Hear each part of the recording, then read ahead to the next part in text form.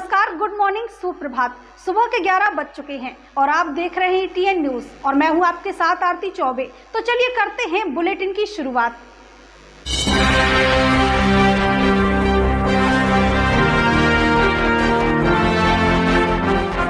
तेंदुखेड़ा में लगातार बारिश ने कहर बरपा दिया है। व्यारमा नदी उफान पर है और लगभग 1 दर्जन गांवों में बाढ़ जैसे हालात बन गए हैं। खेत खलिहान से लेकर घरों तक पानी ही पानी है। सबसे बड़ी राहत की खबर ये है कि एसडीआरएफ ने 2 लोगों को रेस्क्यू कर जान बचाई और एक गर्भवती महिला को समय रहते अस्पताल पहुंचाया गया, जहां उसने एक स्वस्थ बच्ची को जन्म दिया। बता दें कि सोमवार की रात से शुरू हुई मूसलाधार बारिश का असर तेंदुखेड़ा ब्लॉक पर सबसे ज्यादा पड़ा है। व्यारमा नदी के उफान के चलते देवरी, महाराजपुर, तारादेही सहित करीब 12 गांवों में 5 से 7 फीट तक पानी भर गया। खेतों में खड़ी सैकड़ों हेक्टेयर फसल बर्बाद हो गई। सैकड़ों क्विंटल अनाज घरों में सड़ गया। तारादेही, बमोरी माल, खमतरा, शिवलाल, केवलारी, बमनौदा, सर्रा जैसे गांवों में लोगों का जीवन अस्त व्यस्त हो गया। कल रात खेत में रखवाली करने गए गोकुल आदिवासी और आशा रानी को एसडीआरएफ ने नाव से सुरक्षित बाहर निकाला।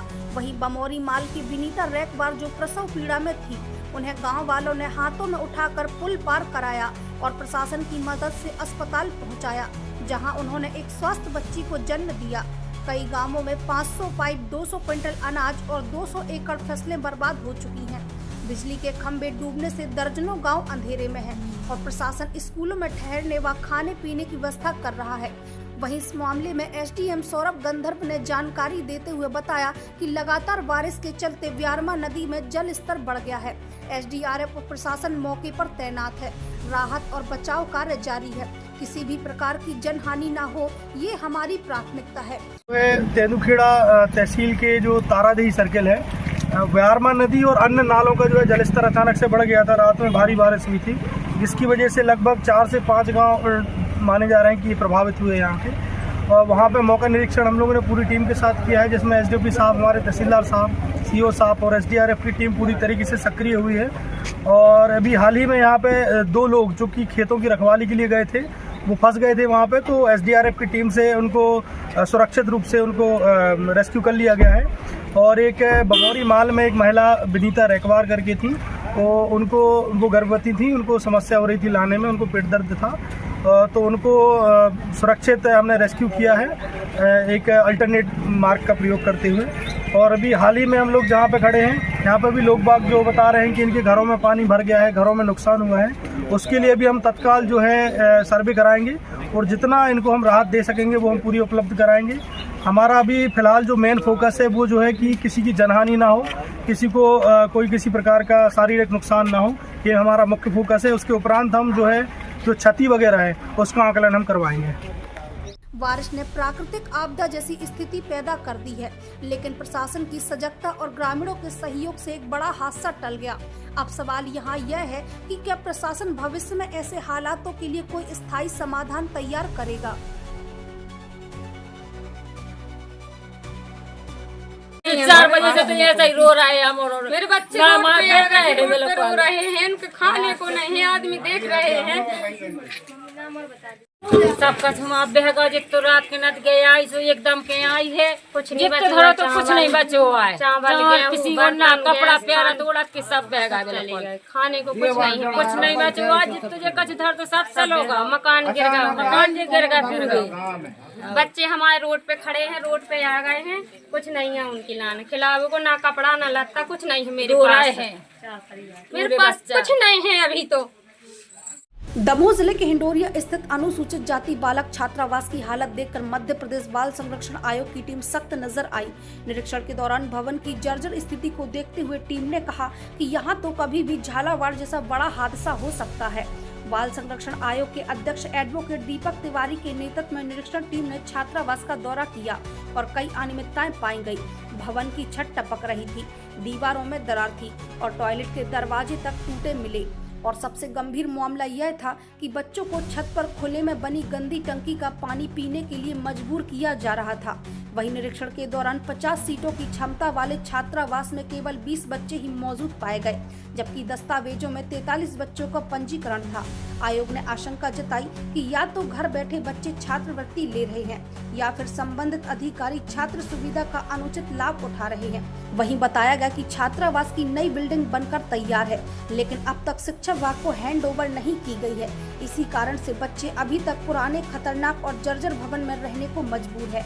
बाल आयोग की टीम ने कलेक्टर सुधीर कुमार कोचर से मुलाकात कर तत्काल प्रभाव से नई बिल्डिंग का हैंडओवर कर बच्चों को शिफ्ट करने के निर्देश दिए हैं। साथ ही जिले में बच्चों से संबंधित अन्य लंबित मामलों के निराकरण के लिए भी कहा है। बहरहाल दमोह जिले के इस मामले ने एक बार फिर प्रशासनिक लापरवाही और बच्चों की सुरक्षा को लेकर गंभीर सवाल खड़े कर दिए हैं। अब देखना ये होगा कि बाल आयोग की सख्ती के बाद स्थानीय प्रशासन कितनी तेजी से कार्यवाही करता है। मुख्य जो पीड़ित प्रकरण थे जिले की और काफी गंभीर मुद्दे थे, तो कई विभागों से संबंधित थे। मुख्य हादसों के मामले ज्यादा थे जिन पे आयोग गंभीरता से देखा है और कार्रवाई भी चाहता है। तो उस पे तो लेकर के समीक्षा की। बहुत सारे प्रकरणों में हमारे पास प्रतिवेदन नहीं पहुंच पा रहे थे, वो प्रतिवेदन आए हैं, कुछ रह गए हैं। तो आश्वासन दिया कि 1-2 दिन, 1 हफ्ते में हमारे पास तक पहुंच। बाल मजदूरी और बाल श्रम को रोकथाम यहाँ पर सिर्फ कागजों में ही दिखाई दे रही, तो क्या है संज्ञान ले गए? हमारे यहाँ आने के पहले हम दोनों सदस्यों ने चर्चा की है कलेक्टर साहब से, और उसमें बाल विवाह भी है, बच्चों में जो नशे की प्रवृत्ति है बढ़ रही है, उसको कैसे रोका जाए हमने उस पर चर्चा भी की है। हमने कहा कि नशा वाले उसमें बच्चों की प्रवृत्तियां बढ़ रही है, उसमें इससे संबंधित जो NGO काम कर रहे हैं उनका भी सहयोग लिया जाए, नगर निगम का भी सहयोग लिया जाए, और सबसे पहले तो मेडिकल स्टोर्स हैं जहाँ से ये सब चीजें मिलती हैं उनका भी सहयोग लिया जाए, उनको बताया जाए किस तरह की चीजें आपके यहाँ से कम नाबालिग बच्चों को उपलब्ध ना करें। आज के पूरे दौरे में क्या कमियां अभी तक आपके सामने है? देखो, कमियां हैं और ठीक भी हैं बहुत जगह स्थिति। हमें तो कमियों को दूर करके एक अच्छा वातावरण देना है ताकि बच्चा स्वस्थ तरीके से उसका लाभ ले और अपने जो जीवन है उसको आगे बढ़ा। विद्यालय का तो भोपाल से इस वक्त की बड़ी खबर सामने आ रही है, जहां सहारा इंडिया के खिलाफ कांग्रेस पार्टी ने मोर्चा खोल दिया है। आम जनता की गाड़ी कमाई को अब तक वापस न किए जाने से नाराज कार्यकर्ताओं और निवेशकों ने सहारा कार्यालय का घेराव किया। भोपाल स्थित सहारा कुंज कार्यालय के बाहर आज कांग्रेस पार्टी ने जोरदार प्रदर्शन किया।